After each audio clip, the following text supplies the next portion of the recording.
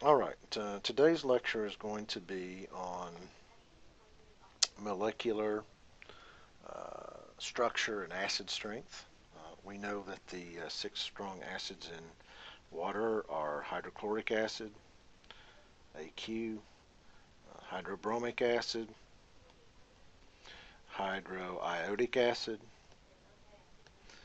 sulfuric acid, that's an oxyacid,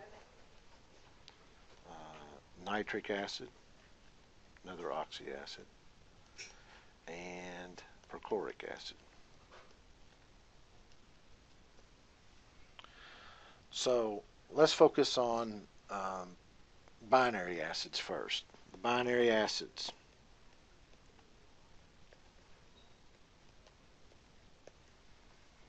The two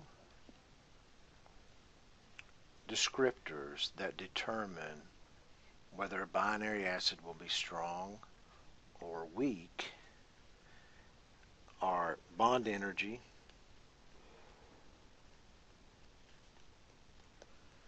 and polarity. Bond energy. Bond energy, let's look at some bond energies. Binary acid, hydrofluoric acid, has a hydrogen fluorine bond. That's 565 kilojoules per mole. The hydrogen chlorine bond is 431 kilojoules per mole. And then the hydrobromic acid, or the hydrogen bromine bond, is 364 kilojoules per mole. And the hydroiodic bond would be even less than that. Now, these all are strong acids in an aqueous solution. This is a weak acid. Let's talk about what's going on here. What has to happen for the acid to become an acid? It has to lose its hydrogen ion. That's what gives an acid its chemical properties, that there's free hydrogen ion, either in the form of the hydrogen ion or the hydronium ion, and then we have its conjugate base. So with the hydrofluoric acid, the bond strength is so great that it's hard for this bond to break and for the hydrogen to leave as a hydrogen ion. Also, think about what the structure looks like. It's like here's the hydrogen and here's the fluorine, not much larger. So they're fairly close together, the two nuclei, one of the hydrogen and the fluorine. Now, when we look at hydrogen or hydrochloric acid, that's the same thing. The bond strength is weakened, so that helps. That allows the hydrogen to break off more freely. And the other big thing here is the polarity. Or the polarizability. Remember this, if we look at electronegativity, we would draw an arrow like this to say it's pointing to the electrons that are creating the bond between the hydrogen and fluorine are being pulled away from the hydrogen to the fluorine rather severely because the fluorine has the highest electronegativity.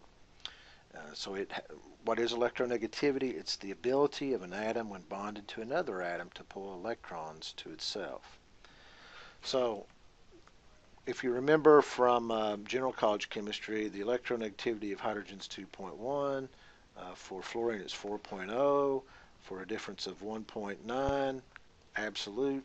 We don't worry about the negative sign. So that's a highly polar bond. But there's another term called polarizability. Polarizability. And these atoms are so close together, we don't get a lot of polarizability. But here with hydrogen and chlorine, the bond strength is weakened. The distance between the nuclei is larger because chlorine is a larger atom than fluorine. And so it's easier for this, that makes it easier for the chlorine to pull the electron off of the hydrogen and the hydrogen to break off as a hydrogen ion. So that makes this a strong acid versus the hydrofluoric acid. It's a weak acid. So then we have the hydrobromic acid, and again, the bond between the hydrogen and the bromine is even weaker, and the bromine atom is larger, and so we get a greater charge separation between the hydrogen and the bromine, and so the hydrogen can leave more readily, and the hydrobromic acid is even stronger acid than the hydrochloric. And hydroodic, even though I don't have the bond strength is weakened. Um, Iodine is much larger. It has more shells around it. And again, we get greater charge separation as the electron is pulled towards a more electronegative element. And so hydroiodic acid is even a stronger acid. So it's about bond energy, and it's about it's about electronegativity differences or polarity. And ultimately, with polarity, it's about not only the difference in electronegativity, but also the distance between the nuclei, the more separation between the two elements. So, hydrofluoric acid, weak acid because of bond strength. Hydrochloric, hydrobromic, hydroiodic, bond strength is getting less, and the bond strength is getting less, and the electronegativity difference, there's even though it's getting less, there's still an electronegativity difference there. All right, let's talk about the oxyacids, sulfuric acid, nitric acid, and perchloric acid. All right, so with oxyacids, let's look at the let's look at the Lewis structure. So the Lewis structure for sulfuric acid is double bonds on the oxygens and single bonds on these oxygens, and then from that we have hydrogens attached to the oxygen. So if we're doing the Lewis structure correctly, let's put in our lone pairs. Our lone pairs look like so. Oops. Really like these 180 degrees from each other. All right, so here's a Lewis structure for sulfuric acid. And so what happens here is I like you to think about what's inside the brackets. And the easiest way to describe what's going on here with the oxyacids, if what's inside the brackets is increasing in electronegativity, that pulls the electrons from the hydrogen towards what's inside the box, and that allows the hydrogen to break away from the molecule as a hydrogen ion and creating an acidic solution. So with sulfuric acid, we have a total of 4 oxygens, which are highly electronegative, and then we have a sulfur in the middle, which is also fairly electronegative. So it makes it very easy for that hydrogen to break off and become an acidic, and form an acidic solution.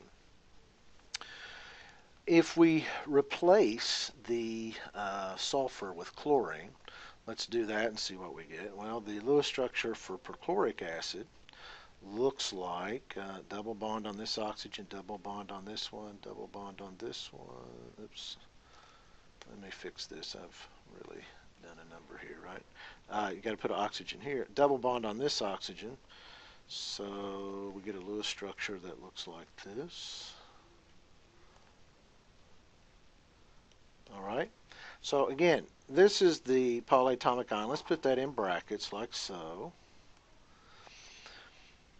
Now, what can you tell me what's going on inside the brackets? Is inside the brackets more, and this is a chlorine, not a carbon. Let's fix that. So what can you tell me about what's inside the brackets? Is inside the brackets more electronegative or less electronegative than what's inside the brackets for sulfuric acid? Well, the oxygens are the same, 3.5 for each one. The chlorine is 3.0. What's the electronegativity of sulfur? Well, it's 2.5. So, for this perchloric acid, there's more electronegativity inside the brackets than the sulfuric acid, so that pulls the electrons, or I should say, the electron from hydrogen much more readily. And so we would expect perchloric acid to be a stronger acid than sulfuric acid. So when talking about oxyacids, the key to acid strength is draw the molecular structure, focus on the polyatomic ion that the acid is derived from, put brackets around that polyatomic ion, and then ask yourself, is inside the brackets more electronegative or less electronegative? If it's more electronegative, it's a stronger acid. And this can be shown another way. Let's look at the series. This is perchloric acid. What if I drew chloric acid? Chloric acid looks like this. It looks a lot like perchloric, but it doesn't have 4 oxygens. It only has 3 oxygens. So Lewis structure for chloric acid looks like so. All right. And so I think there might be a lone pair there. Let's check this real quick. 6 times 3 is 18. 18 and 7 is 25. 25 and 1 is 26. We got 8. We got 8. Yeah, there's 26. All right, so put this in bracket. So this is chloric acid. And so let's put brackets around it like we've been doing. And tell me, is the total electronegativity inside the brackets more or less than the electronegativity in perchloric acid? Well, with perchloric acid, you have 4 oxygens and 1 chlorine. And so in chloric acid, you have 3 oxygens and 1 chlorine. So there's less electronegativity inside the brackets for the chloric acid. So therefore, we would expect chloric acid to be a weaker acid than perchloric acid. And then we could do, and in fact, when we look at the Kas for this one's so large that we just say it's strong. For this one, we say the Ka is equal to 1, still a pretty strong acid. If we draw the structure for chlorous acid looks like this, and we'd have to put in our dots. Is that right? 6 times 2, 12, plus 7, 19, 20 dots. There's 8. And yeah, and there's our 20 dots. All right. If we put inside the brackets, we can see that that inside the brackets is less electronegative than it was in the chloric acid or the perchloric acid, and Ka actually shows that. It says that Ka for this is 1.1 times 10 to the negative 2. And then we can go even further and say, let's look at hypochlorous acid. This is an active ingredient in Clorox bleach, and it looks something like this. And if we put brackets around this part of it, we can see this is even less electronegative inside the brackets, and Ka for this is 2.9 times 10 to the negative 8th. All right. So for oxyacids, it's about electronegativity and how much electronegativity is drawing the electron off of the hydrogen, which allows it to release as a hydrogen ion. So there's a conjugation of the electrical charge inside the brackets. The electron for the hydrogen gets pulled inside the brackets, networks with the other electrons there, and that allows the hydrogen ion to break off. So that's the driving force for oxyacids. It's about electronegativity, and it's about the total electronegativity inside the brackets. All right, last discussion point today is Lewis acids and bases. So previously we've talked about um, two different theories about acids. One was the Arrhenius definition, and Arrhenius um, says that an acid is something that generates the hydrogen ion, and then we also have the conjugate base, the chloride ion. So this would be Arrhenius' definition. A lot of times we put the water like this on the Arrhenius' definition, so we get something like this. So we're generally looking for Arrhenius acids. We're looking for something that has terminal hydrogens, an acidic hydrogen to break off. Then we had the Bronsted-Lowry definition, and we can take an Arrhenius acid and apply it to Bronsted-Lowry. And Bronsted-Lowry says, well, the acid is a proton donor or a hydrogen ion donor, and that forms the hydronium ion, again the active ingredient, the active substance. And then we still again have the conjugate base, the chloride ion. So Bronsted-Lowry definition, the proton donor is the acid, and the proton acceptor is the base. And that's a great definition for working with aqueous solutions. We're always looking for that acid-base pair and conjugate acid. Like this is called the conjugate acid, this is the conjugate base. So easy way to remember, whatever gains a hydrogen ion, that becomes the conjugate acid. Whatever loses the hydrogen ion, that becomes the conjugate base.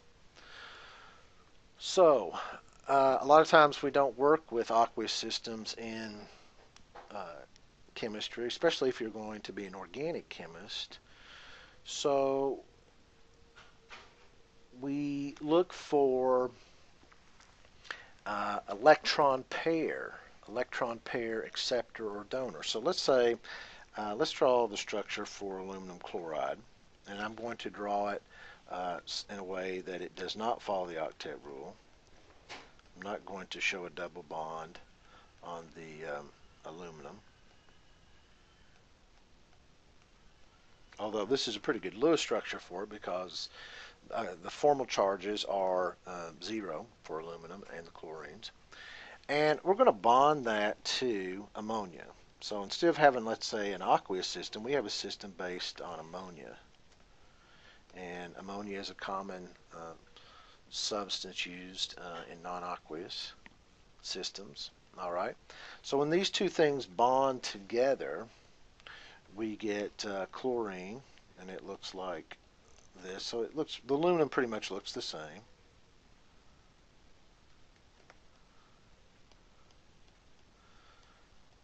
But now notice what happens is the ammonia contributes both of the electrons that are used to create the bond between the aluminum and the nitrogen. So the substance that is an electron pair donor is considered a base.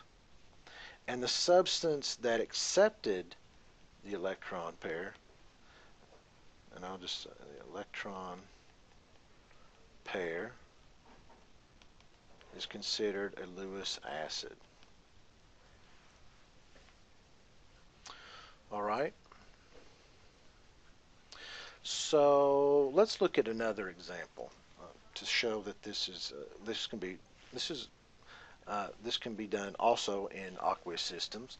Let's look at let's say I want to take water. Water looks like this.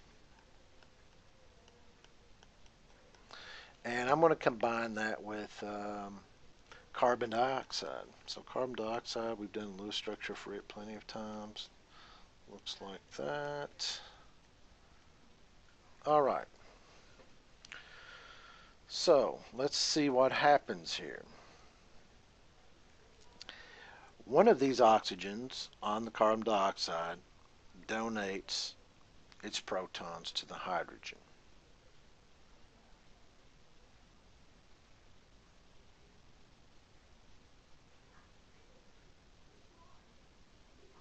All right. And that creates a hydrogen-oxygen bond with the carbon. All right. And then the rest of the oxygen's down here double bonded like so. And then watch what happens here. This water donates an electron pair to the carbon. And that creates the oxygen bond and the hydrogen bond. And hydrogen leaves its electrons with the oxygen. So you say, what's going on here? Well, this hydrogen created a bond with this oxygen. And so it left its electrons here behind. And water took a pair of electrons. It was one of these pairs and bonded with the carbon. So oxygen donated an electron pair. All right.